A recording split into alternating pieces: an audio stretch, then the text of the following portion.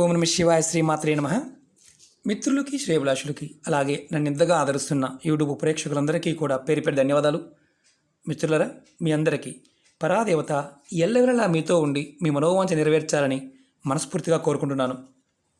చాలామంది మిత్రులు, గురువుగారు, ఈ పాండమిక్లో మా చేతుల్లో డబ్బు నిలబట్టడం లేదు, మా పర్సు ఎప్పుడు ఖాళీగా ఉంటుంది, ఎప్పుడు డబ్బుకు సంబంధించి ఇబ్బందులు ఎదుర్కొంటున్నాం, కాస్త డబ్బు నిలబడడానికి ఏదైనా తేలికైన ఉపాయం చెప్పండి అని చాలామంది అడిగారు. ఈరోజు మీకు ఒక అద్భుతమైన తేలికైన ఉపాయం చెప్తాను. ఈ ఉపాయానికి వెల్లుల్లిపాయ కావాలి, ఎర్రటి దారం కావాలి.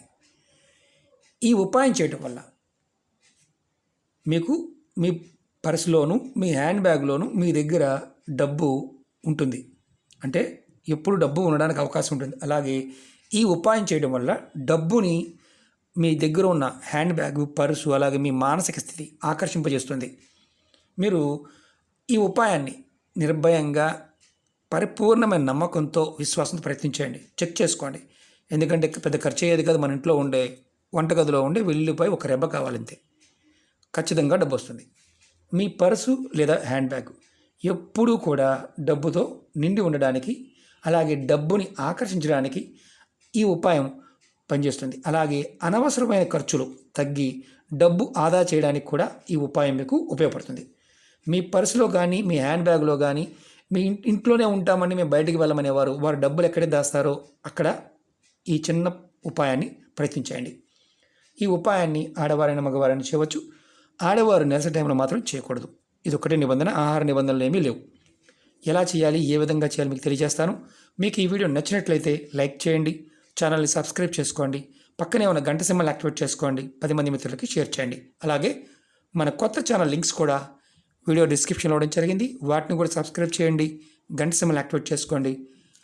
మీ అందరికీ నా విన్నపం ఏంటంటే, మీరు ఏది చేసినా పరిపూర్ణమైన విశ్వాసం, నమ్మకంతో ప్రయత్నించండి.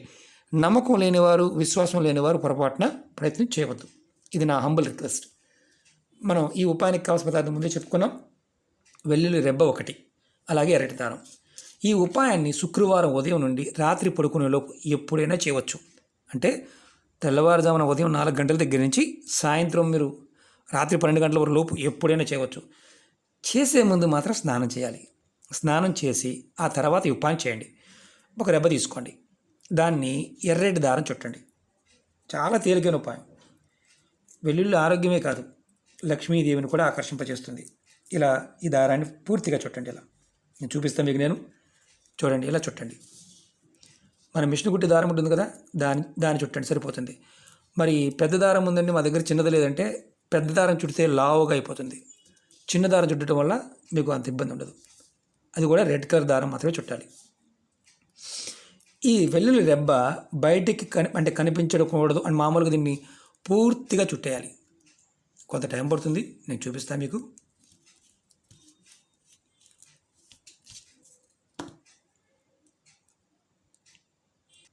చూడండి, నేను చుట్టాను. ఇలా పూర్తిగా కవర్ అయ్యే విధంగా, ఇంకా మీరు మొత్తం తెల్లగా కనిపించకుండా కూడా చుట్టవచ్చు. చుట్టిన తర్వాత దీన్ని మీరు ఏం చేయాలంటే, మీ ఇంట్లో ఉన్న లక్ష్మీ అమ్మవారి పట్టం ముందు కానీ, విగ్రహం ఏదన్నా మీరు రెగ్యులర్గా పూజ చేస్తే అక్కడ పెట్టండి.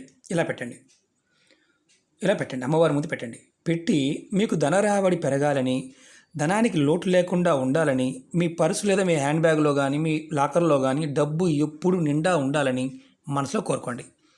తర్వాత ఈ దేవుడి ముందు పెట్టిన ఇది వెల్లుల్లి రెబ్బ మనం దారం చుట్టాం కదా, దీన్ని మీ పర్సులో కానీ, మీ హ్యాండ్ బ్యాగ్లో కానీ పెట్టుకోండి.